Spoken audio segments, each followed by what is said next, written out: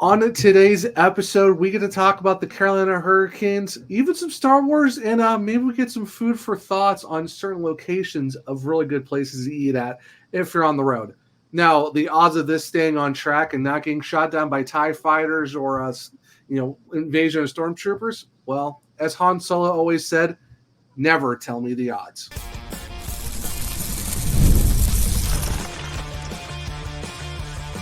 You're Locked On Hurricanes, your daily podcast on the Carolina Hurricanes, part of the Locked On Podcast Network, your team every day.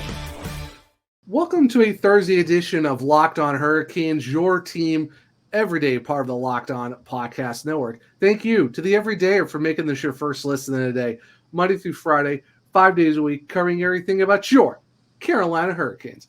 I am your host, Zach Martin. I am a credentialed beat writer for the Carolina Hurricanes over at the Hockey Writers, where I also do a weekly column on the Chicago Wolves called Wolves Weekly. I'm the co-host of the Search Castles Weekly Carolina Hurricanes podcast, along with all my duties here at Locked On Hurricanes. But enough about me. We're all here about our special guest, and I am really excited to have him on.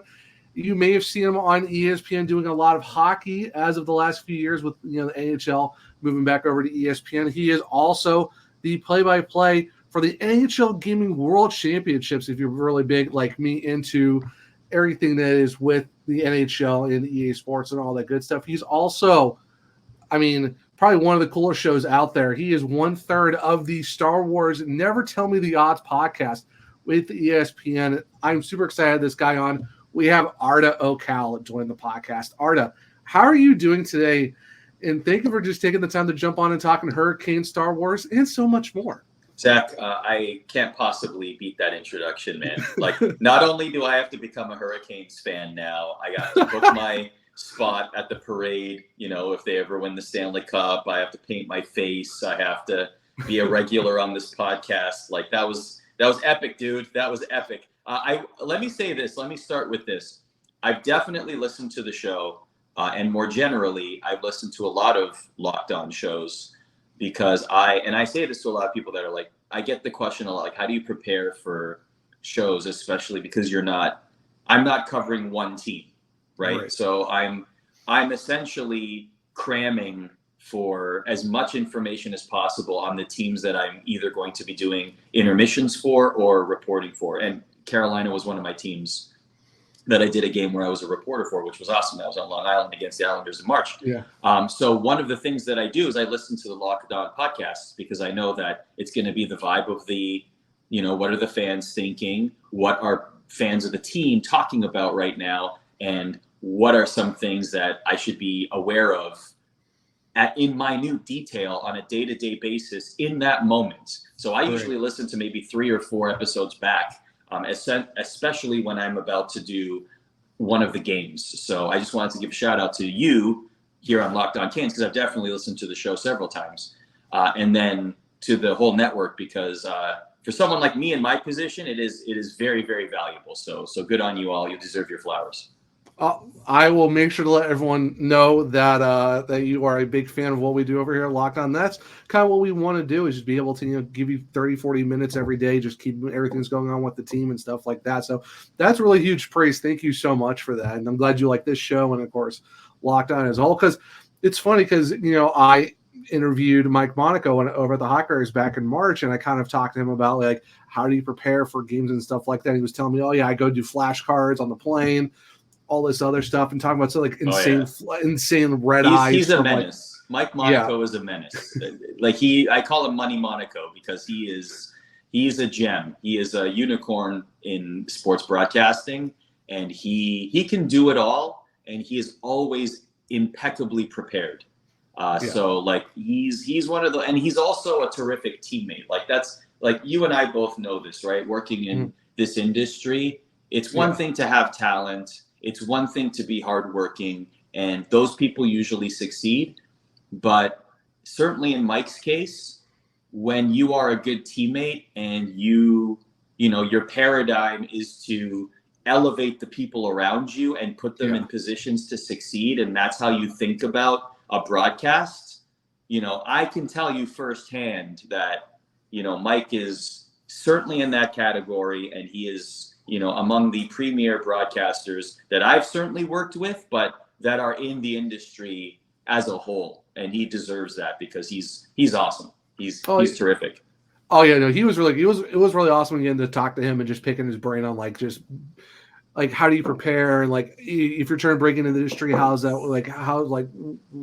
you do that and all this other stuff. And going back to you, I mean, you kind of from Toronto, I know it's North York, more technically speaking and stuff like that, but you kind of figure out early on at University of Waterloo you want to do more of the broadcasting type stuff, but you kind of got your start in hockey with the Brampton Battalion, the OH. Mm-hmm.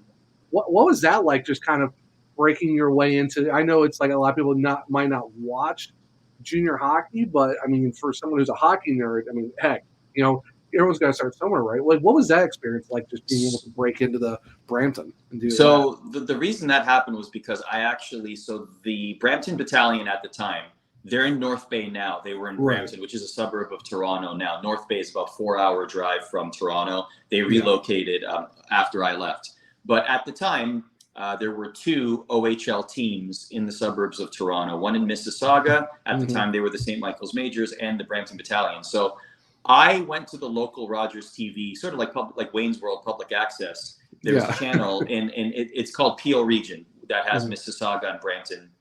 And so I went to that channel and I said, hey, can I volunteer here? And they said, sure. Can you drive a car? I said, yes, I can. They gave you the community cruiser van. So it was like their community events vehicle, right? This decked out van with the Rogers TV logo and a tent in the back. So I'm driving to like local charity events and I'm setting up the tent and people are doing their 5-kilometer charity runs or whatever. And then they come over to the tent and they spin a wheel and I give them a pen or a lanyard or, some free trinket or something like that. So in exchange, they let me go to the station and sort of shadow people. And I was doing this instead of partying on weekends with my friends, like I was just sort of Saturday night, I was in the control room understanding what people were doing there. And because I thought it was fascinating and I thought it was really cool. And even then, like, I don't have a degree in broadcasting. I have a degree in mathematics. Like I took a desk job after college and I thought that was going to be my life. But when I continued, like I did like the morning announcements in high school and I did the school newspaper and the radio station in college. And all this time I was like, man, I really kind of enjoy this. So I just kept it going. And when I got to Rogers TV, that's where they had the OHL rights. And after a couple of years, they had open auditions. I auditioned. They liked what they saw. They put me on a bunch of different shows. And then I asked to be put on hockey because that's where my heart was the whole time. And they put me on battalion games. And I will say that was the best experience for me as a young up and coming person because I did everything. Like they had like maybe the play-by-play in color, but like I had to fill in consistently. Some days I had to go play-by-play. Some days I had to do between the benches. Some days I was doing reporting. Some days I was doing color, for crying out loud. Like it was like everything, Zach. It was like whatever was available that day. We're short-staffed here. You go and do that. So it was a great experience. No, I can imagine so. And it's crazy because, for me, like, just like you, I didn't really go into journalism in college and stuff. Like that's what my dad did. I was kind of like, okay, my writing's not that great. So I went and did something else differently. And now it's like, okay, kind of later on, I like hockey. I like, everything's gotten better, but it's like, it's crazy how like just certain things work out. I mean, I even worked for internships for minor league baseball. And for you, like you said, you did all this stuff with Brampton. Do you think that kind of helped you set yourself up to do MSG Network and working with all those guys and kind of just getting your feet wet with, the New Jersey Devils and all that stuff? Like, how did that work out? Just do you think that kind of helped you get into and figure out how to work with MSG? Experience-wise, yes. So I did that for a few years. I also did some Mississauga games. That eventually led me to the AHL. I did some Toronto Marlies broadcasts, filling in, doing intermissions. That was a blast, going to the old Ricoh Coliseum, downtown. Like that was a great vibe, great experience. I enjoyed that very much. But the reason why I sort of not necessarily left hockey, but didn't focus on it so much was I got some advice early on in my career that I wouldn't necessarily give to someone else. I understand why it was given to me. And I know that there's other people in my position, certainly in that part of my career, that would do the same thing. I was told, look, hockey is the #1 sport in Canada. Even if a chair opened up, there would be dozens upon dozens of people that are waiting in the wings that have a lot more experience than you, that are much more seasoned than you, quite frankly, better than you, to even get up to bat to try and get that position, let alone receive the position or earn the position. So hit the road less traveled. Find another realm or somewhere else that you can ply your craft and get good and earn a living, and then see if you can make your way back to hockey as a result. And that hit me kind of hard. I was a little bit bummed out by the advice, even though I understood it. So that's where I started to really lean into combat sports and pro wrestling, because I thought those were the, off the beaten path sports that I could make a name for myself. So I did that for a few years, got to WWE, moved to Stamford, Connecticut, left Canada. I missed hockey though. And then so when I left WWE, I was knocking on all the hockey doors, hoping that something would stick. And that's when MSG, and yes, to your question, if not for all the battalion work and doing stuff with the Marlies and having that on my resume, I don't know if they would have given me as long of a look or as serious of a look as they did, because I had that experience. And thank goodness that I did it, because it helped me out and got me through the door with MSG. And that was a terrific experience. No, I can imagine. So, what was that like? I know you did for a few months, even with them too. You did some color commentating for that. What was that like? Just being able to, you see yourself going from doing, okay, you're in Brampton with the battalion, then you go to the Marlies, go to MSG, and now you're filling in as a color guy for the Devil. What was that like? Just being able to kind of see that progress of going from where you were at in the OHL to, okay, now you're doing the Devils on MSG, which is a huge network. I mean, as you know, of course. Yeah. I'm finding it funny. I'm just laughing at myself that we're having all this Devils talk on Locked On Hurricanes and not Locked On Devils, which is hilarious. No. Let's keep it to the Locked On Hurricanes. I'm laughing at myself. All this Devils talk, and the Hurricanes fans listening are like, why are you talking about Jersey so much? What is going on here?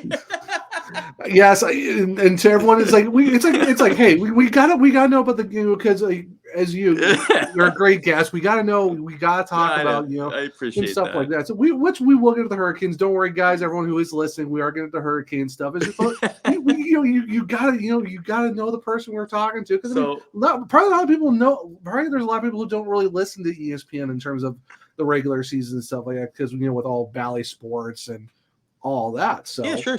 So how that worked with the Devils was, we did a show called the MSG Hockey Show that came on after every MSG game. So Rangers, Devils, Islanders, Sabres. After all those games, we were like the post game show. Right. And we did that for 2 seasons. It was awesome. And I just peeked my head into all the other broadcasts. So I filled in on the Rangers broadcast. There's a thing called the MSG 150. They do it for the Knicks broadcasts as well, as basically like a 2.5 minute, almost like a SportsCenter segment, like highlights from around the league, etc. So I did that for Rangers and Knicks games. And on top of that, I filled in at hosting intermissions for the Devils and doing analyst work, data analytics, like those kind of segments as well. And then on the radio side, filling in as needed. So that was a lot of fun. And the team noticed, and they said, hey, for that year too, they said, would you be willing to do more content for us, video content, podcast, etc. So we launched a podcast. We did all that stuff. It was a lot of fun. We got some cool segments. We did some fun stuff. We had a hand in launching Chico Resh's Twitter account, which was cool. He has a very, very popular segment called Chico Eats, where he goes around and eats a bunch of stuff. And actually, I will say this is hilarious. One of the highlights for me at Prudential Center was every year they host a sausage eating contest. It's like a sponsored thing, the Premio Sausage Eating Contest. And Chico calls the first period of the game with Matt Laughlin, who's a longtime broadcaster. He's awesome. Chico calls the first period. He leaves the broadcast booth. He comes down to the sausage eating contest and he downs 8 or 9 glizzies. Okay. He's just he's going. He's competitive in this competition. Stuffs his face, finishes the competition, goes back to the booth, calls the second period. Oh my God. And I'm like, how can you do this, man? This is a superhuman feat. I'd probably be in the corner taking a nap, going all right, I'm done, and just you take care. be like Harry Doyle for Major League. I'm in the bag and just kind of fall. It's over. That's Oh, outstanding. The great Chico Resch, what a dude. He's awesome, by the way. He's like a super great guy. His personality is excellent. He's always like super happy. He's the kind of guy you want on your to hang out with, to be on your team, kind of thing. Yeah. So no, that's absolutely awesome.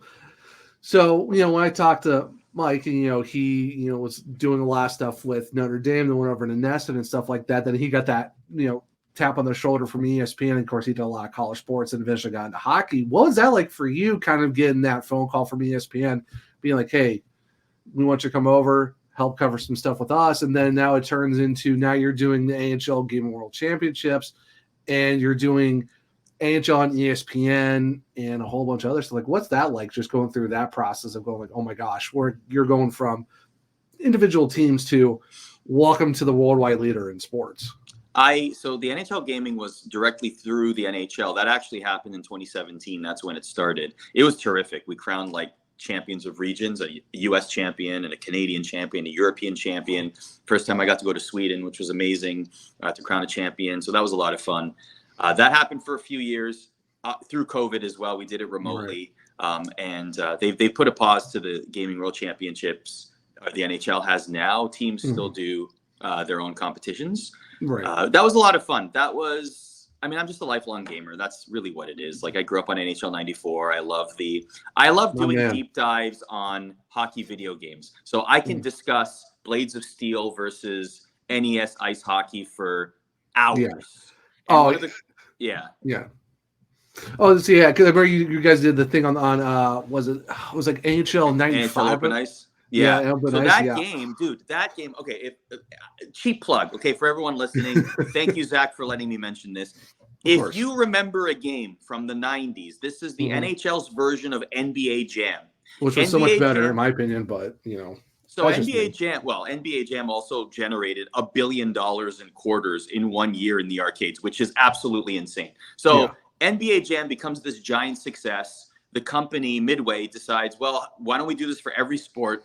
They tap the NHL on the shoulder. The NHL is like, oh, this was a success. We should definitely do this. And so we created, a couple months ago, we posted on the NHL ESPN YouTube. We created a little documentary. It's like a 25-minute documentary talking to as many people as we could who worked on the game. How did this happen? What was the idea? How did you do the motion capture? To me is the most fascinating part. It was one dude on synthetic ice. They put baby oil on the ice to make it look like he's skating around, and the simulation of the snow, like as he's stopping. Like, if you have any memory of this game, or you're like, what, this game existed, please go watch the documentary and listen to the people who created it, because it's pretty fascinating. I was like, I'm so glad we got to work on this. Like, it's one of those like cool projects that you never thought that you'd be working on, but here you are. Yeah, that was a ton of fun. Oh, I know, 100%. Yeah, I'll have to send you a link to that. There's a documentary. It was like a 30th anniversary on how they made the NHL 94, which is what was my first game growing up as an early 90s kid on Super Nintendo. So NHL 94. I would say NHL 03 was my other favorite one too on the PS2 with Iggy on the front. Oh, such a great game. The soundtrack alone was just amazing. Amazing. The NHL 90. So before the Gaming World Championships, I did commentary for the NHL 94 World Championship, which is basically it's basically a cottage industry of like, parents, like moms and dads that, have families, and they take a vacation because they love this game and they play it all the time, and they come together and crown a champion. Oh yeah. But like, it's a very passionate industry, cottage industry of players, and it still goes on. And that impressed the NHL most, I think. They're like, oh, you did the NHL 94 World Championships, did you? Well, you might, maybe you can do this too. And I'm like, yes, I can. Yes. And that's how honestly, that was one of the reasons why it happened. And I was like, I'm cool with this, because both games are, NHL 94 is awesome. Absolutely. Oh, it's a fantastic game. All right, so we have to go and do some housekeeping real quick, guys, but make sure to stick around, because we are going to do a little bit more of ESPN. We are going to go into some Hurricanes talk, so don't worry, it's not going to be nothing but Devils. We are going to talk Hurricanes, and also going to jump into Star Wars and a whole bunch of other stuff, because, like I said, you can't tell me that their odds aren't in our favor when we have to talk about Star Wars and stuff like that. So we'll be right back in a second on a Thursday edition of Locked On Hurricanes. All right, guys, we got to talk about Game Time. And Game Time is an authorized ticket marketplace for Major League Baseball, which makes getting tickets faster and easier. Prices on the Game Time app actually go down the closer it gets the first pitch. With killer last-minute deals, all-in prices, usually your seat in the lowest price guarantee, Game Time takes the guesswork out of buying MLB tickets. The one thing I like about the app is, like I said, you get their last-minute ticket deals were absolutely amazing. Flash deals and their zone deals will save you a lot of money. And their view from Seat Finder is a game changer. Talking about their last minute deals, you can actually save up to 60% off on buying last minute tickets. And not just for sports, concerts, comedy theaters, maybe the Gaming World Championships, and so much more. With their flash deals, you can see even more with exclusive in-app deals on select seats at the head of the game or the event. And if you want more deals, well, their zone deals are pretty amazing because this is where you choose the section, but you let the Game Time app choose the seat for you.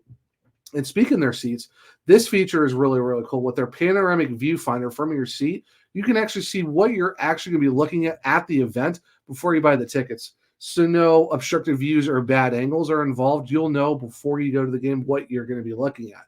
So just take the guesswork out of buying MLB tickets with Game Time. Download the Game Time app, create an account, and use code LOCKEDONNHL for $20 off your first purchase. Terms apply. Again, create an account and redeem code LOCKEDONNHL. That's LOCKEDON NHL for $20 off. Download Game Time today. Last minute ticket, lowest prices guaranteed. Welcome back to a segment 2 of Locked On Hurricanes, your team every day. Obviously, if everyone's been listening to the first part of the show, we are with Arda Öcal from ESPN, an absolutely amazing person. If you're not following him on socials, I don't know what you're doing. You kind of have to at this point. And, at the end of segment 1, we were kind of talking about NHL 94 and all the great, video games after that and all that. Of course, we got to talk about Star Wars. But before we jump into the Star Wars talk, we have to talk about the Carolina Hurricanes because this is Locked On Hurricanes. I know people are going to be like, wait a minute, where's my Hurricanes content? So we are going to do that. So, Arda, I know that you mentioned earlier you did the game for the Islanders and the Carolina Hurricanes back on Long Island. And there's been a lot of changes with the team this year, but you look at the team last year compared to what we are seeing right now in the offseason.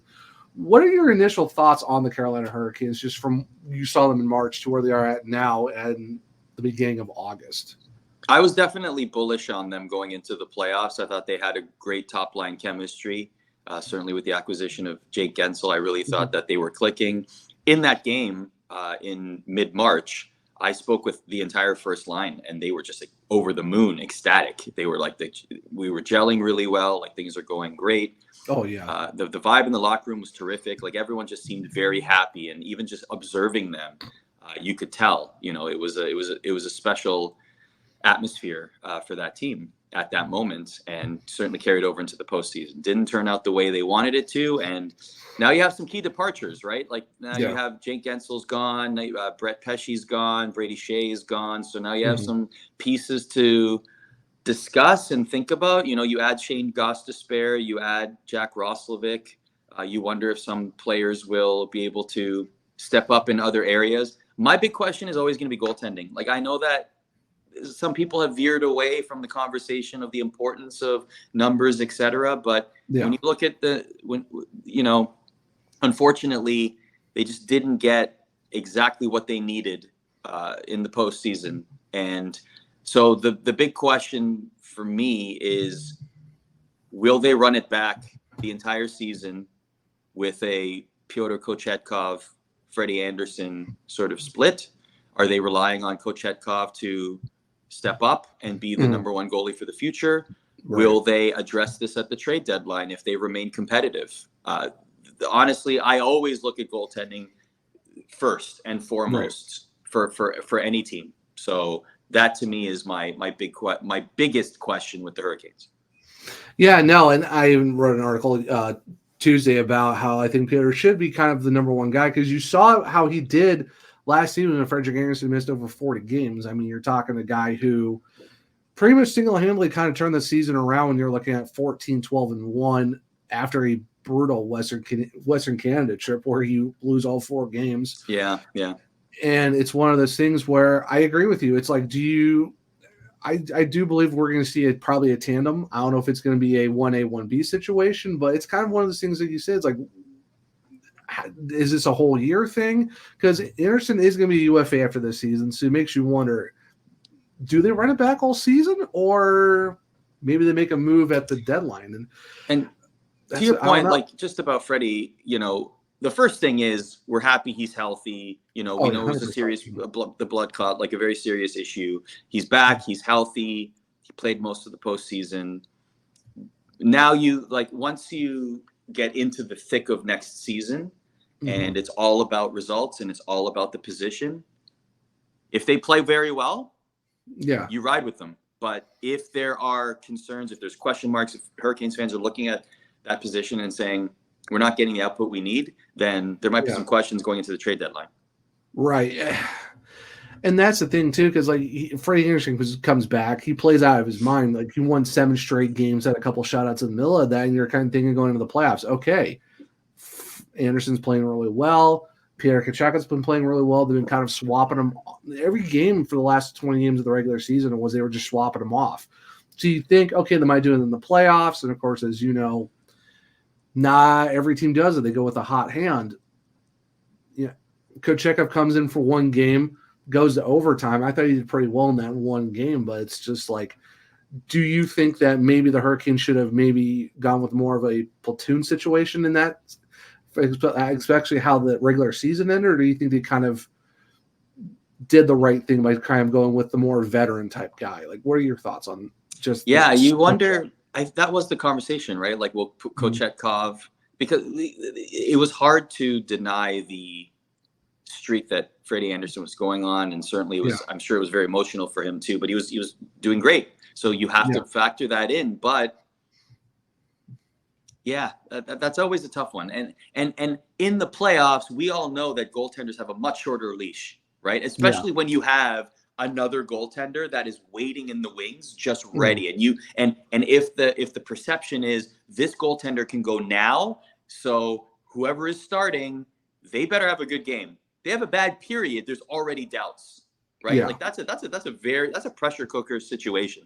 But I would imagine, if I were to guess, that Kochetkov would get a more, just like last season, you would assume that Kochetkov will be slotted in, or at least the perception would be that he is the guy that the Hurricanes are going to look to carry that position for the foreseeable future. And so is this the season that we really cement that? Who knows? Yeah, I would assume he would say so because of the fact that he's going into the second year of his 4-year deal. So you still got this year and 2 more seasons after that. Anderson's going to be 35. He's in his last year of his contract. Yanov Perez, I don't know where he's exactly at. You got Spencer Martin. It's kind of maybe going to be starting in Chicago as your third guy with Antti Raanta not coming back. So, it's a lot of questions of, is this the year? And I think when you look at a roster that got overhauled for the most part, maybe it is a transition year for the Hurricanes. I think they're going to still make the playoffs, but maybe it's not that they're going to be winning the division and they're going to be top 2 in the league, but it's a transition that still sees playoffs, in my opinion. What do you think about that? The Hurricanes, to me, they are still a playoff team. I don't know if they're a cup contending team in this iteration, on paper right now. I mean, what does that even mean, right? Teams that have come on, Aiden Hill had the run of his life and the Golden Knights win the Stanley Cup. You know what I mean? The St. Louis were last on January 26th or whatever it was. Right? Yeah, and you're okay. And then all of a sudden, Jordan Binnington has the run of his life, and the Blues win the Stanley Cup, and there's Ryan O'Reilly, et cetera, lifting the cup. Yanov Perez, he was Quinnipiac, right? Won the national championship. I actually thought he was.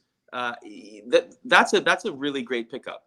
I like that, and of course the Brind'amour connection, right? His son played there, and so I feel like that's definitely one to watch for Hurricanes fans. I think that he could certainly mature into a good goaltender. I've heard good things scouting report wise, and it's good that he's in the Kane system.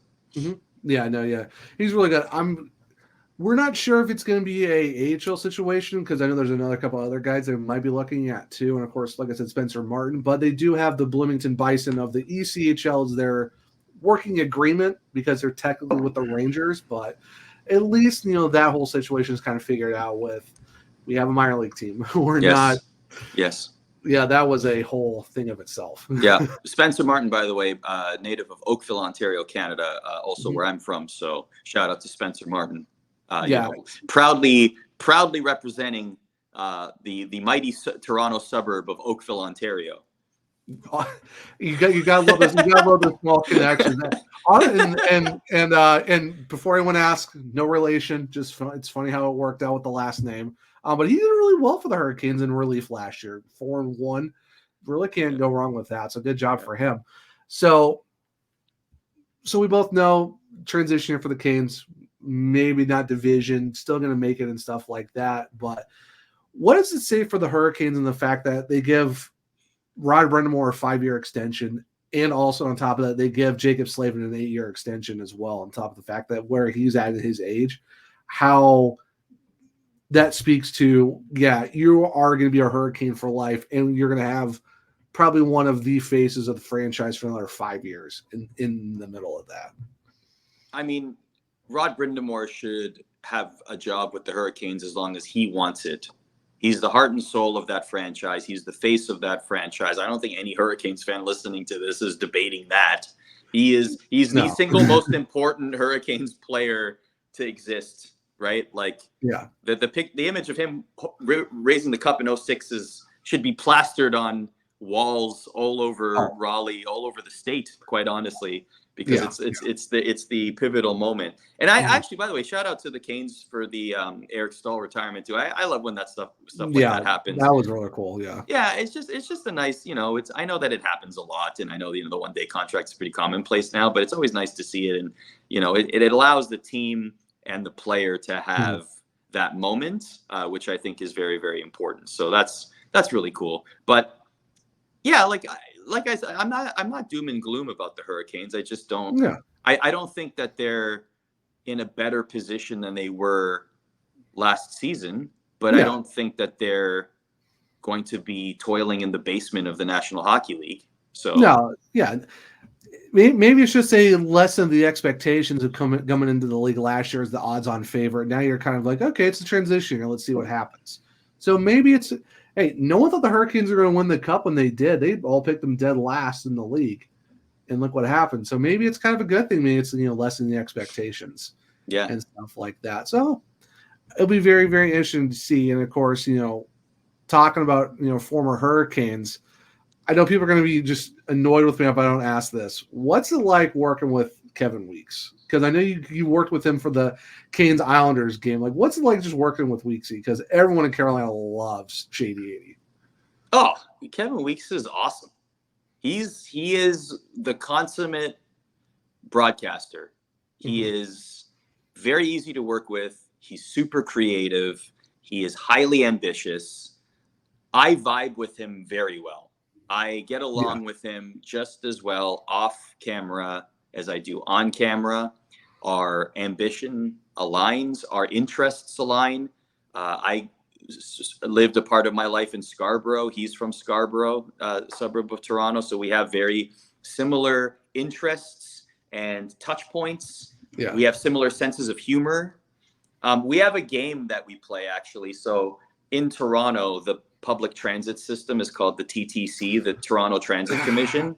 I've heard a lot of stories about that from other podcasters and media personality from the Toronto area. I was not expecting that, but yes, Zach, the TTC. Yeah. So Weeksy and I have this running joke where we'll pull up like a picture of the subway in Toronto or a streetcar or a TTC bus.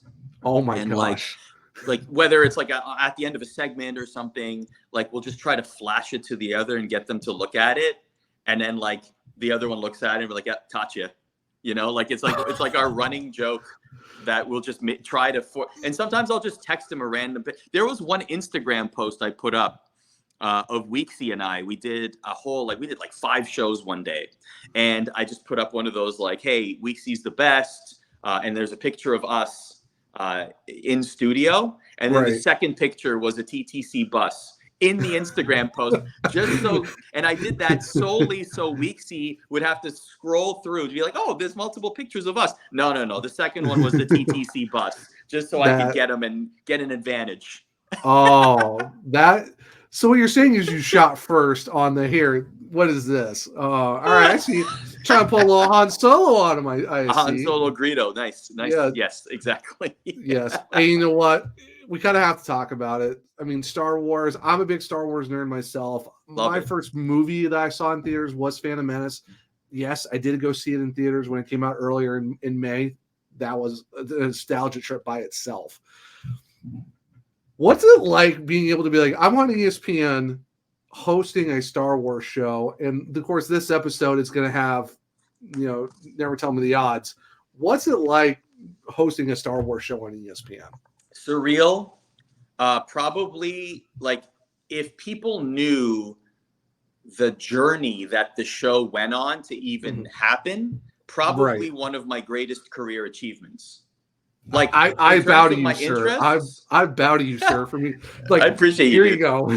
in terms of like interest right. and being able to turn it into like a show and the people I work with, like it's honestly a career highlight. And we just did ESPN 8 the Ocho. I was actually in Rock Hill for that, which was awesome. We flew into Charlotte, drove to Rock Hill. That was a lot of fun.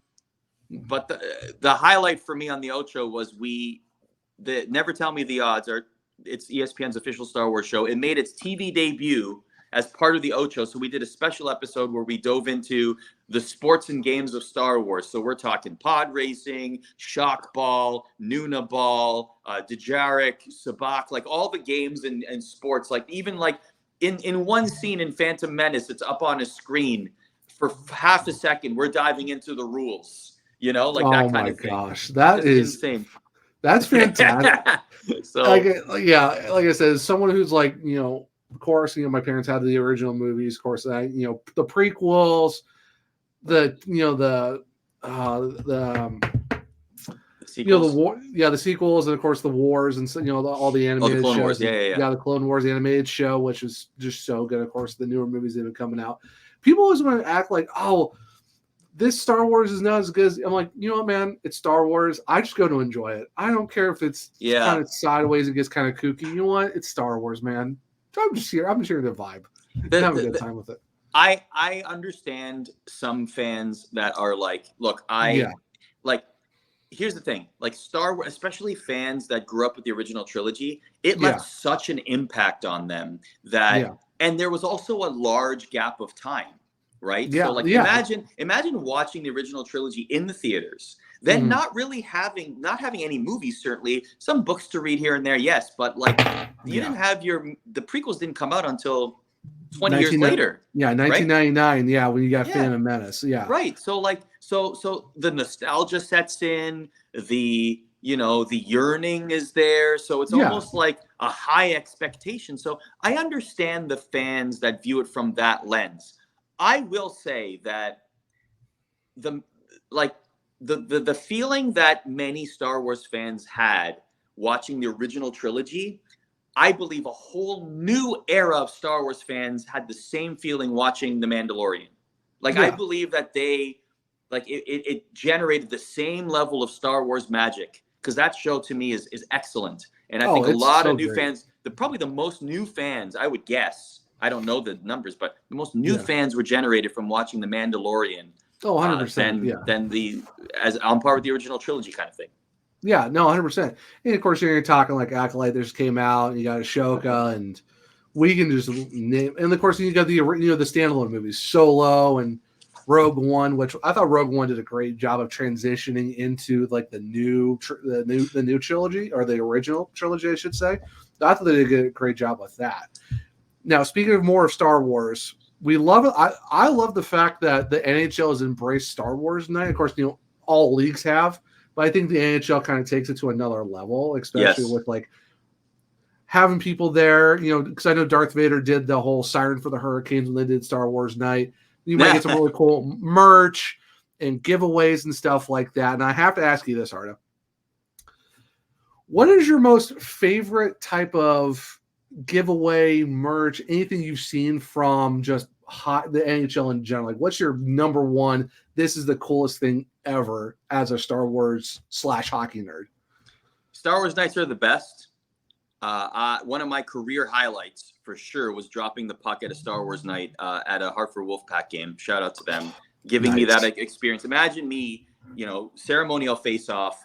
I'm holding the puck. Darth Vader, stormtroopers, Jedis are surrounding me as I'm dropping the puck. Like, that's the coolest thing that could have. If you were to ask AI for the perfect image to describe me, that's the image, without a shadow of doubt. Nice. That's awesome. To answer your question directly, the more creative, the better. I'm a fan of, like, a lot of teams will do T-shirts or scarves or hats, and that's all great. Jerseys are really cool.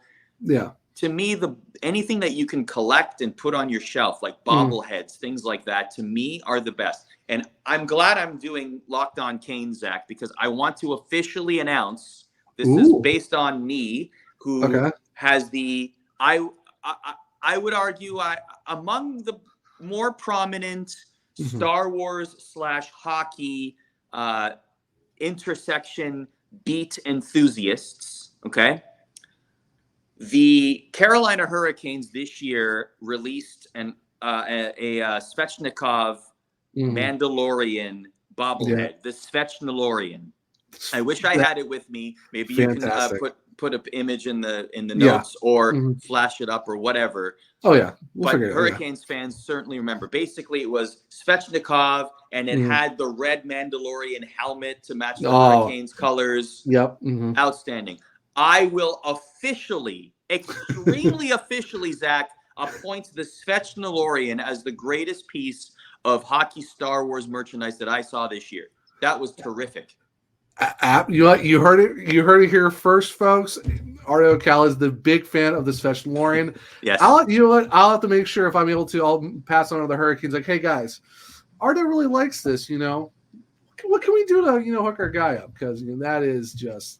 They did to their credit, Dan and the whole team at the Hurricanes, they did hook me up. They did. Yeah. I wish I had it with me. I actually took it home because I wanted that. Of course. I mean, you kind of have to. Dan LaTaraka and all those, they're absolutely amazing over there at the Hurricanes. So I'm glad they did that for you. Yeah, absolutely. Yeah, and I think the Hurricanes fans are gonna love the fact that it's like here it is, ESPN Arda Öcal as the president of the NHL Star Wars Vex of continuing it's picking this. We've created a society, the organization, the NHL Star Wars enthusiasts reporters association, something like that. We'll work on the name, but we've created an official organization for this.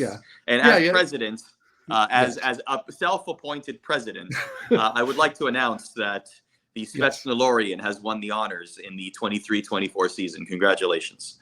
Hey, you know what? That high honors from the president himself. Thank you, sir. We appreciate you very, very much. All right. So I would love to keep Artie here for another 2 or 3 hours talking about Star Wars and the Hurricanes and all that stuff. We have a couple more things we got to go over in segment 3 before we let him go. So once again, we got to do some housekeeping. Make sure to stay right here on a Thursday edition of Locked On Hurricanes / Locked On Star Wars? Yeah. We're driven by the search for better. But when it comes to hiring, the best way to search for a candidate isn't to search at all. Don't search, match with Indeed. If you need a hire, you need Indeed. Indeed is your matching and hiring platform with over 350 million global monthly visitors, according to Indeed data, and a matching engine that helps you find quality candidates fast. Ditch the busy work. Use Indeed for scheduling, screening, and messaging so you can connect with candidates faster. And Indeed doesn't just help you hire faster. 93% of employers agree Indeed delivers the highest quality matches compared to other job sites, according to a recent Indeed survey. The one thing I like about Indeed is just how quick and easy it is to use when looking for new jobs. You kind of just be able to put in what job you're looking for, and you're able to add in, your credentials of whatever stuff you've, added over throughout your life. You put it in there, and Indeed will match it to a job that's looking for those specific qualifications. And in doing that, if you're looking for someone to hire, by making that work for yourself, you can leverage over 140 million qualifications and preferences that have been going through Indeed every day. And with Indeed's matching engine, it's constantly learning from your preferences so you can move more as you use it, the better it gets itself. Join more than 3.5 million businesses worldwide that use Indeed to hire great talent fast. All listeners of this show will get a $75 sponsored job credit to get your job more visibility at Indeed.com/lockedon.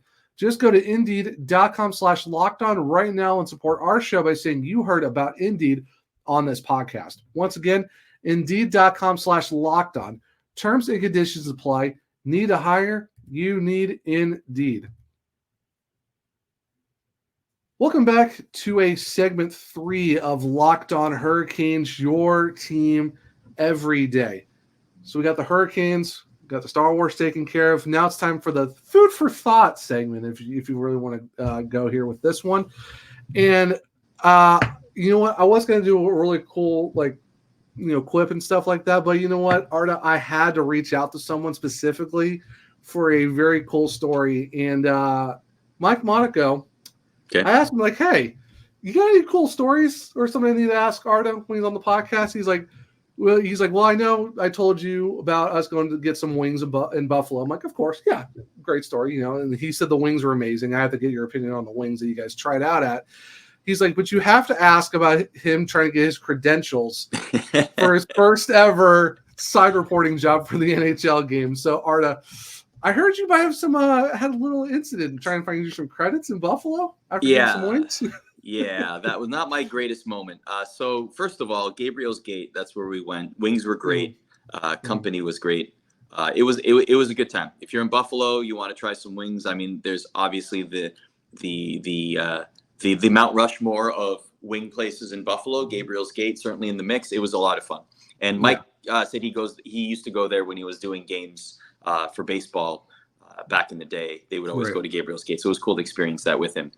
So we go to the arena. It's me and Mike Monaco and Ryan Callahan. We're walking towards the catering area, and we had been given our passes. And I forgot mine in the hotel room. And normally this would not be a problem. So either as an ESPN, if you're a rights holder, whether it's TNT, ESPN, Sportsnet, some people that are certainly on the road all the time will get just a season pass. This pass works at every arena because you're here all the time, you're doing games, whatever.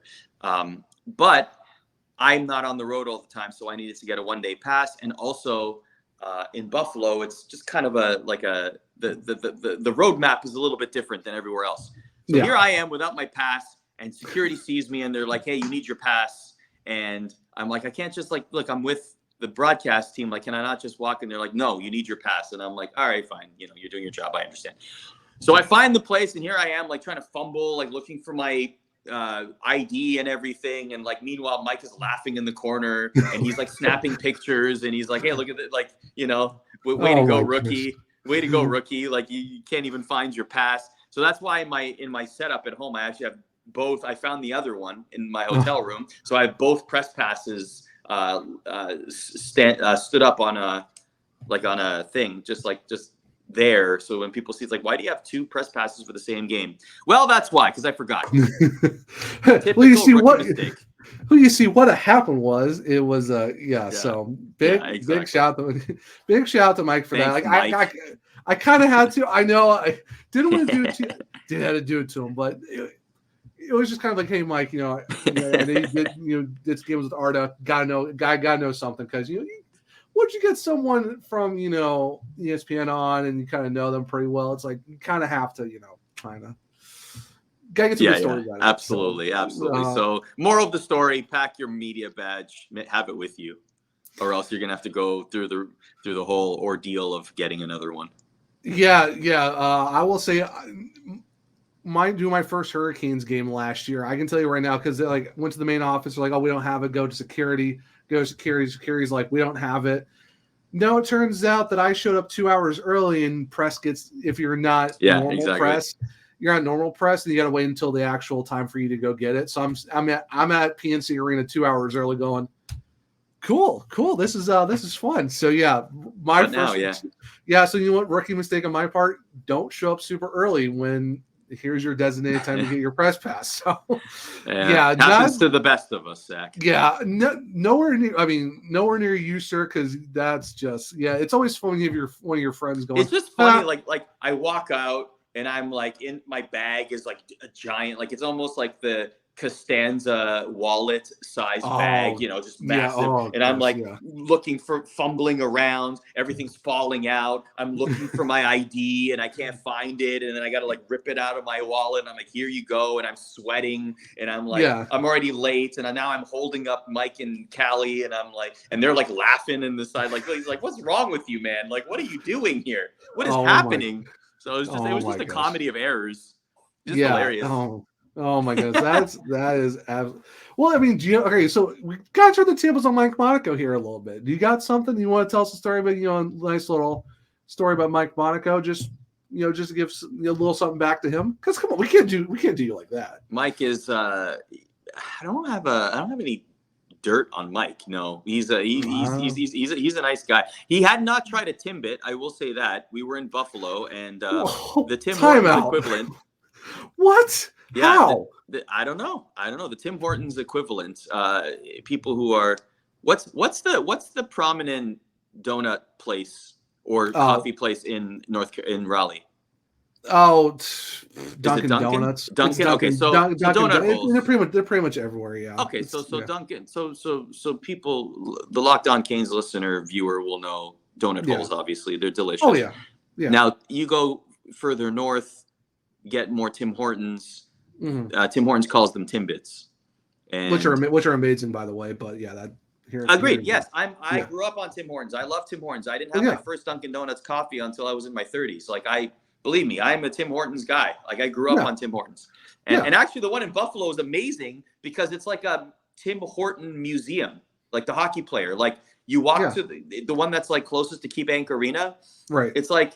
This is an amazing Tim Hortons. It's like a shrine to Tim Horton, the hockey player. So you see like him in his Sabres uniform and like it's like a timeline of his accomplishments and all this stuff. And I'm like, this is awesome. I'm like, man, I love this. So anyway, Mike had not tried a Timbit. So I'm like, okay, well, that needs to change immediately. So we did a whole thing where he did a taste test and he was impressed by the Timbit, as he should be, because Timbits are awesome. And listen, all I can aspire to do, Zach, is to improve the lives of the people that I'm around, okay? And I will say that on that day, Mike Monaco's life was improved by trying a Timbit for the first time. So job done. That's all I'm saying. Job done. Hey, you know what? I applaud you. Someone had to. I will say this, though. It's very different when you're looking at the North American, stateside, depending on where you're at. Like you said, Buffalo, because it's essentially Canada. Let's be honest. Buffalo's kind of Canada at this point. Sure. Close enough. I will say, though, because we do have some in Ohio for where I'm from, and it's kind of okay. They're okay. I would say, though, if you're in Buffalo or actually in Canada, the quality factor jumps up like 20%, at least 100%. Same thing for Dunkin', because Dunkin's okay everywhere else, but if you're actually in Boston, somehow Dunkin' Donuts is just So it's just one of those things where if you're actually in the epicenter of here you go, this is it. So if anyone's going to Canada, I will have to say go get some Timbits. They're really, really good. Beaver Tails. Or if you're going to a Columbus Blue Jackets game, there's a Tim Hortons right beside Nationwide Arena or connected to it. So if anyone listening is going to do the road trip or the I want to go to an away game and it happens to be Columbus this year, like Hurricanes Blue Jackets, there's a Tim Hortons waiting for you adjacent to the arena. There you go. And I will say I have been to Nationwide. It's a really great arena, a really good experience. Very nice arena. All right, so a couple questions before we let you go. So, favorite food that you've ever had on the road, depending on whatever city you've been in, and what I know you haven't been to. I don't know if you've been to every arena, but if you had to pick an arena that you've been to, which one has been kind of like your favorite? So, favorite food on the road, favorite arena that you've been to. Favorite food on the road. I have not been to too many arenas as a member of the media. Mm-hmm. So when I was working with the Devils at Prudential Center, they would have a really cool spread. If you at MSG, there's an area called the Delta Club that has a buffet for certain fan seating. When I was working at the hockey show, we were allowed to participate in that. So that was really, really nice. I will say that was one of the best perks. Actually, Yeah. I will say this. One of the best perks working at MSG, and I think people watching this might laugh at this because they're on the opposite side of this, but one of the best perks was we got like a heavy discount on parking in New York City. So like if the parking was like, let's say $70 or whatever, we would pay like, I know. We would pay like 20 or like 15 or whatever it was, right? Right. And like when I tell this story to someone in New York, they're like, oh, that's amazing. If I tell this story to anyone outside New York City that is not used to paying for parking to that degree, they're like, you still had to pay for parking? It's like I can imagine people watching this right now or listening to this and being like, $20 is still a lot of money, man. Like, what's going on? I can tell you right now because it was 20 for the Hurricanes. I think they jumped to 40 this past season, and so it's one of those things where you're like, geez, but 70 though for New York. I mean, I'm not really surprised. It's certain areas, absolutely. It's New York City, it's Manhattan. But anyway, it was just a funny perk. Like people would be like, "Wow, you're still paying like what we would pay in our town or our city or whatever." Yeah. So, but MSG Prudential had some really good catering. I will say that. The best arena.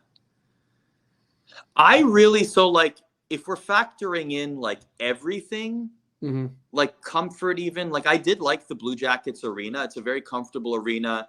The Panthers arena is just it's not in a geographically like central location, but the building itself is great. I like the building a lot. I mean, there's something that look, as much as I would hate to admit this to Hurricanes fans, there's something special about going to MSG and watching a hockey game. Like it's just the vibe is different, you know. Like it's MSG. MSG, like the thing with MSG is that it's a character on itself, you know. Like it's the world's most famous arena, you know, the famous roof, the being in the heart of Manhattan. Like there's something to be said about that. So you got to give it its credit. I will say this: one of the coolest moments I had last season was I got to skate on the MetLife Stadium ice before the Stadium Series. That was awesome. Okay. I thought that was amazing. On the Thursday before the games. Right. That was terrific. That is really cool. Too bad you weren't down here for the Stadium Series in Raleigh at the Carter Field for the Wolfpack. Yes. I was of course at the game as a fan, and just being inside there was like, holy crap, this is a whole nother level when you're talking outdoor hockey, especially in a college football arena next door to the actual arena. So luckily it wasn't that much of a drive. But yeah, that's just like, that's gotta be an experience, just, you know, like being on like that side of things, being like, we're at an outdoor game.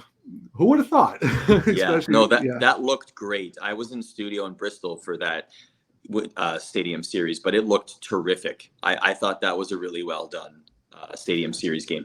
Yeah, I can imagine for you like being on the ice and you're looking up and it's just like hundreds of, you know, like thousands and thousands of seats just around you, because that football stadium is huge, and it's just like holy, like just seats for days. I cannot imagine being like you're in a cathedral essentially. You're like, this must have been what the Coliseum must have been like, just seeing just everyone around you. Like that's just bucket list moment for sure. It was surreal. It was really, really cool to do that, and I'm glad I had the chance. That was probably, I mean, you know, like you said, like 80,000 seats just surrounding you, right? You know, calm before the storm, but it was really cool. No, that's very, very awesome. All right, so one last question before I let you go. You get a lightsaber. What color is it? I would probably pull a Samuel L. Jackson and just make my own color.